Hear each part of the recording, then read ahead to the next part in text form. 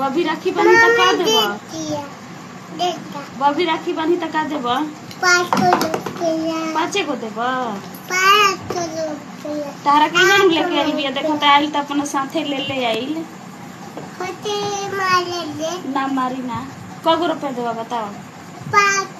5 गो देबो। तो करे काहे लेके आइलू राखी बनवावे खातिर? सावन में 4 गो 5 गो दिन रहे न त ई दोनों के दोनों भई रहस।